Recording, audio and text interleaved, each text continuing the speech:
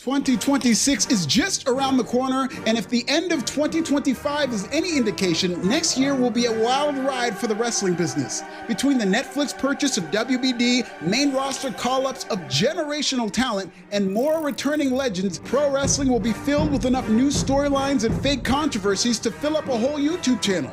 All this before mentioning Saudi Arabia, which is slowly moving to the center of the wrestling world the way it is in every American sports and entertainment industry. Today, we're going to talk about some of the wildest predictions in wrestling for 2026 that sound crazy on the surface, but in the never say never business that is pro wrestling, they're more likely to happen than you think. So get ready for a Vince McMahon comeback and subscribe in Swahili.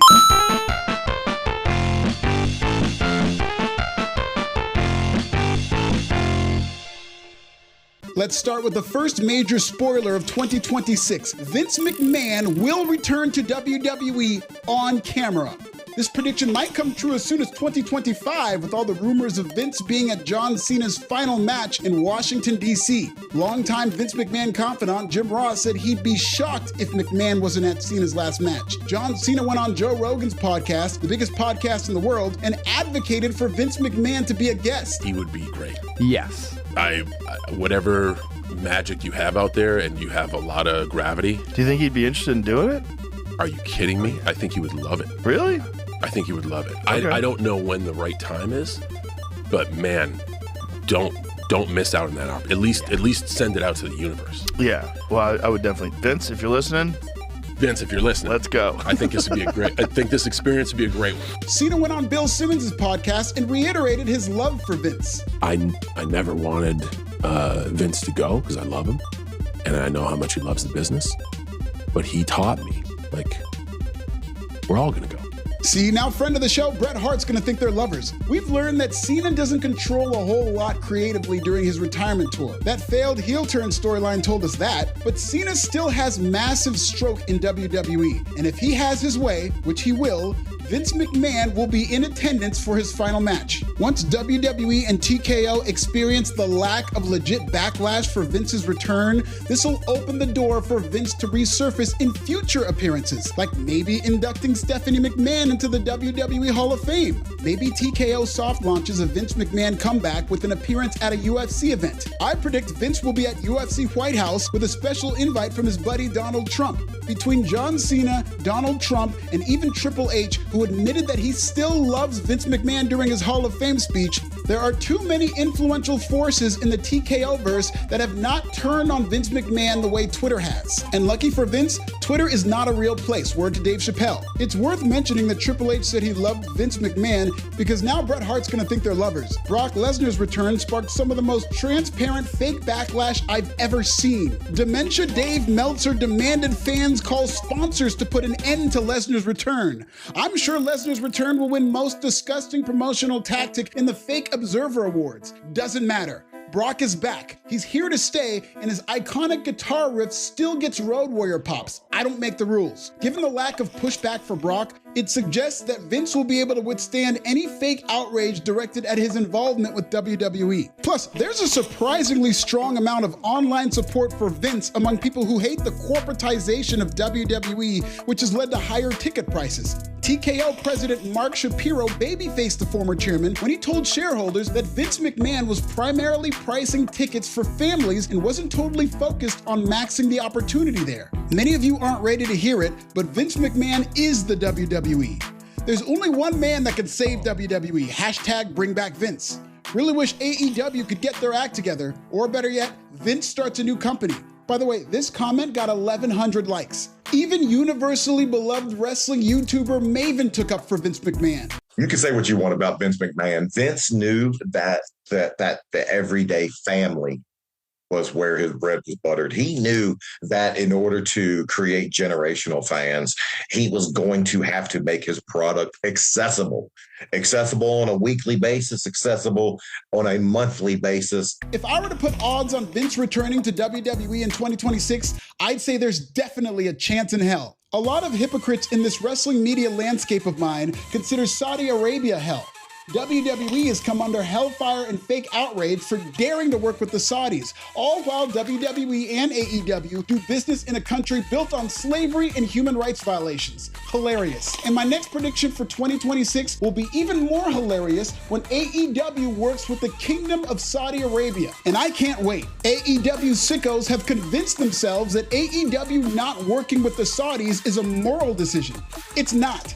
AEW's lack of relationship with Saudi Arabia speaks more to AEW's irrelevance in the combat sports space than any morals they have. It's like me saying I refuse to perform at the Saudi Arabia Comedy Festival. I didn't get invited. Now, don't get it twisted. I'm one of the best in the country in stand-up comedy, and the world's gonna find out soon enough, new special dropping soon. And honestly, I would sell out to the Saudis in a second because somebody's government is giving me reparations. But this isn't about me.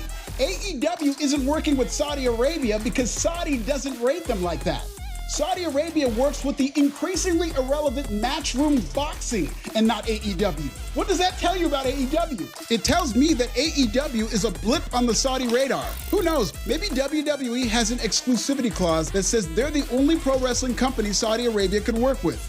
WBD is in the process of being sold to Netflix, which already streams WWE. Netflix won't own the TV properties of WBD, which means Dynamite and Collision, which air on TBS and TNT respectively, are all but safe for now. But when it comes to contract negotiations, AEW has so much working against them. The big data ratings have crushed Dynamite's viewership, so in a time where they need to be performing at their best, they're struggling to crack 500,000 viewers a week. Netflix is a couple signatures away from becoming a streaming service and a movie studio. Most competing streamers won't be able to keep up, and the streaming bubble is finna pop sooner rather than later. AEW is rapidly losing its leverage when it comes to a new TV deal, and I'd be shocked if they got anywhere near the $185 million a year that they're getting for Dynamite now.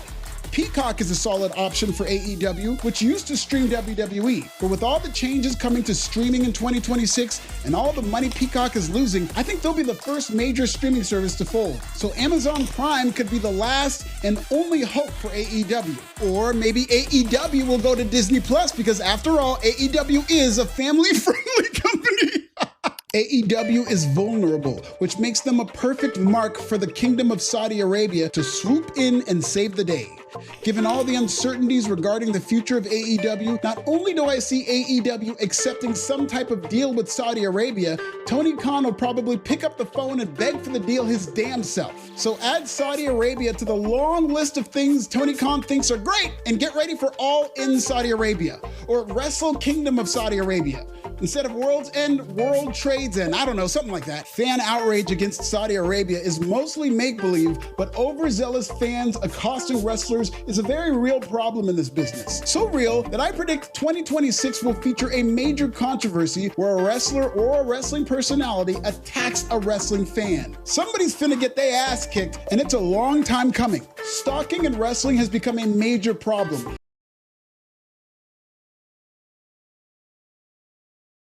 Sonya Deville have all been subject to serious stalking. Rhea Ripley had a weird situation with a creepy cameraman, and Kevin Owens was compelled to protect her. That same Rhea Ripley had to warn fans not to send fan mail directly to her house. How these people figured out where she lived is a whole other story. Jey Uso took to Instagram stories and complained about being touched 38 times in public. CM Punk took to his Instagram stories and said, quote, "I cannot believe I have to say this. Do not follow people," end quote. Punk's former best friend Paul Heyman most recently came under fire for shoving a child who ran up on him.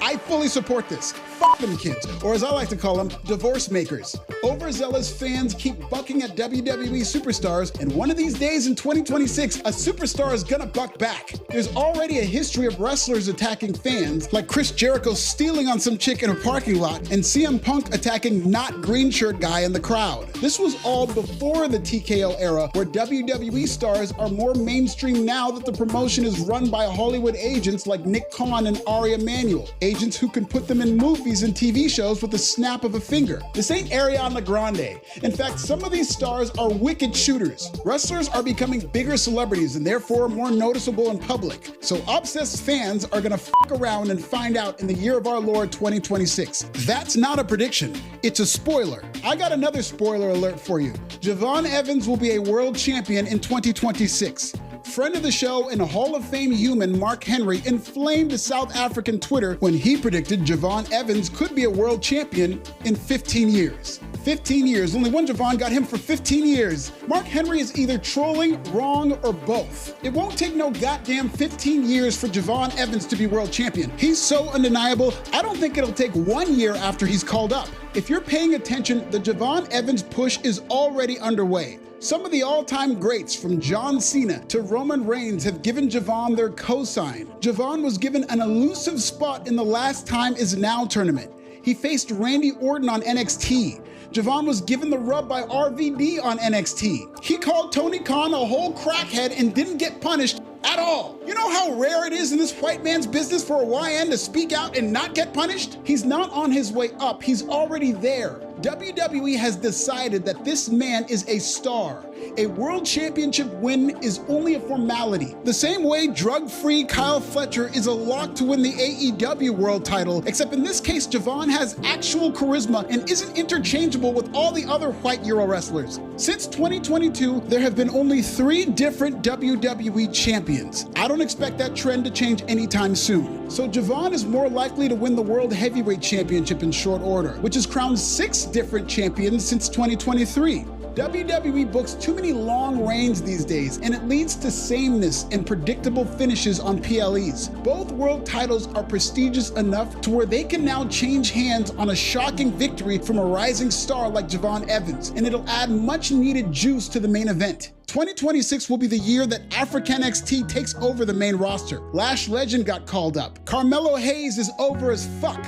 Trick Williams is on his way. So is Obafemi, so is Ricky Starks, and so is Javon, who will lead the way as a world champion in under 15 months, not 15 years. If Survivor Series wasn't an indication, WWE is firmly focused on its future. With 45,000 plus in attendance, including yours truly, young stars like Stephanie Vaquer, Braun Breaker, and Dominic Mysterio all picked up career-defining victories over legends. But one legend who is set to come back into the fold is Chris Jericho, allegedly. Despite reports of Braun Breaker being a whiteboard favorite and a white man favorite to win the Saudi Rumble, I think Chris Jericho shocks the world with his first Royal Rumble win.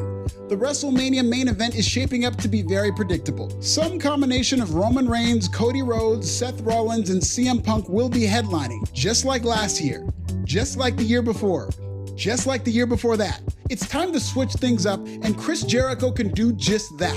WWE is clearly not resting on its laurels and is fully committed to its future. As part of that commitment, they need to bring in recognizable legends from the past who can give the rub to up-and-comers. Chris Jericho fits that role perfectly. Remember, the Saudi Prince is a fan of old-school wrestling. He famously requested the Ultimate Warrior and Yokozuna for the Greatest Royal Rumble, even though both them niggas dead, RIP. Chris Jericho is a legendary name that would pique the interest of MBS and KSA. I fully expect Jericho to win the Royal Rumble, and who knows, maybe he'll be revealed as a hooded figure that everybody thinks is Austin Theory.